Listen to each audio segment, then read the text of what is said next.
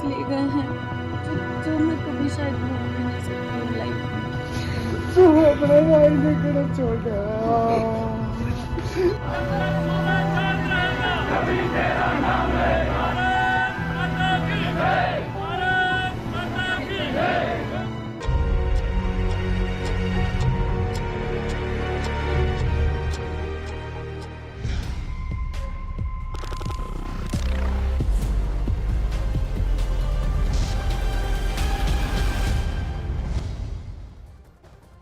अखाड़ा में आपका एक बार फिर स्वागत है। जनरल वीके सिंह का कहना है इनको सबक सिखाने के लिए इनको अलग थलग करना पड़ेगा। इस वक्त की बड़ी खबर जम्मू कश्मीर के अनंतनाग से आ रही है, जहां सेना और आतंकियों के बीच मुठभेड़ जारी है। सुबह से ही सेना ने घने जंगल में आतंकियों को घेर लिया है और उन्हें देखते ही गोलियां चलानी शुरू कर दी हैं। इसके जवाब में आतंकियों ने भी सेना के जवानों पर हमले शुरू कर दिए हैं। फिलहाल दोनों तरफ से फायरिंग की जा रही है, इंटरमिटेंट फायरिंग है और कहीं ना कहीं पता लग रहा है कि काफ़ी आधुनिक हथियारों से लेस हैं ये आतंकी। जिन आतंकियों के साथ सेना की मुठभेड़ चल रही है वो लश्कर तैयबा के आतंकी हैं। बताया जा रहा है कि 2 आतंकी पूरी तरह से घिर चुके हैं, जिसमें से एक लश्कर का आतंकी उजैर खान है।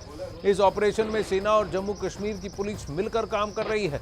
फिलहाल अनंतनाग के गड़ौली इलाके में सेना और पुलिस का ये जॉइंट ऑपरेशन जारी है। कल आतंकियों के साथ हुई मुठभेड़ में 3 ऑफिसर शहीद हो गए थे, जिसमें से 19 RR के कमांडिंग ऑफिसर, सेना के एक मेजर और जम्मू कश्मीर पुलिस के डिप्टी एसपी भी शामिल हैं। सूत्रों के हवाले से ये खबर है कि आतंकियों की मौजूदगी की पुख्ता जानकारी मिलने के बाद ही ये ऑपरेशन लॉन्च किया गया है। खुद कमांडिंग ऑफिसर मनप्रीत सिंह इस ऑपरेशन की अगुवाई करते हुए मौके पर पहुंचे, लेकिन जैसे ही वो वहां गाड़ी लेकर उतरे, घात लगाया आतंकियों ने उन पर ताबड़तोड़ फायरिंग शुरू कर दी। लेकिन फिलहाल अभी ऐसा लग रहा है, रिफत अब्दुल्ला की रिपोर्ट पर नज़र डालते हैं, जहां ऐसा लग रहा है कि सेना और पुलिस ने इस जॉइंट ऑपरेशन में ये ठान ली है कि आज इन आतंकियों को मारकर ही दम लेंगे, इनको अब यहाँ से निकलने नहीं देंगे। संदीप बोल भी हमारे साथ जुड़ रहे हैं। रिफत, बताइए।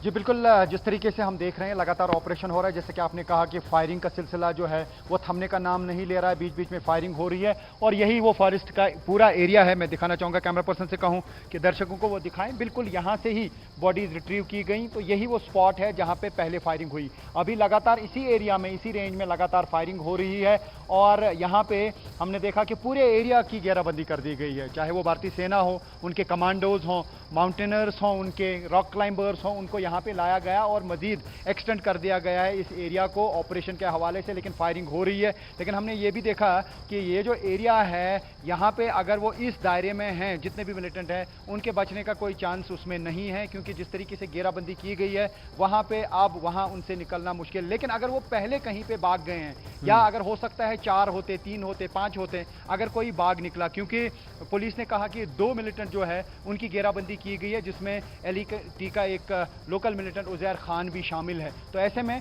वो फंसे हुए हैं, उनके साथ मुठभेड़ चल रही है। लेकिन हमने देखा रात के दौरान जो माउंटेनर्स हैं, जो यहाँ रॉक क्लाइंबर्स हैं आर्मी के, उन्होंने लाइट्स एस्टैब्लिश की, लाइट्स इंस्टॉल की। इस पूरे एरिया में हमने शाम को देखा कि जगह जगह पे लाइट्स लगाई गई ताकि मिलिटेंट कहीं से भाग ना सकें। हालांकि रिट्रीव भी करनी थी बॉडीज, वो काम भी जारी था और दूसरी तरफ से ये भी फोकस किया जा रहा था कि कहीं से मिलिटेंट भाग निकलने में कामयाब ना हो। और जिस तरीके का आपने पैटर्न का जिक्र किया, मैं फिर से दोहराना चाहूंगा, पैटर्न आजकल यही है कि भाई जंगलों में रहो और जहां पे भी मौका मिले वहां आर्मी या पुलिस को नुकसान पहुंचा उन पे फायरिंग करो। लेकिन यहां पे शायद इस मामले में और इंटेलिजेंस इनपुट्स गैदर किए जाएंगे कि किस तरीके से खबर मिली कर्नल को या मेजर को या DSP को। क्या उनको किसी पर्टिकुलर आदमी ने फोन किया कि आप यहां पे आइए, और उसके बाद वो अलर्ट थे कि जब वो यहां पे पहुंचेंगे? क्या उनको मिसगाइड किया गया या उनको ऐसा बोला गया जिसकी वजह से उन्होंने कोई सिचुएशन अंडर एस्टिमेट की? तो ये सब चीजें जो हैं इनका शायद इनकी जांच की जाएगी और पता चल पाएगा कि किस तरीके से फौज के 2 अफसर जो हैं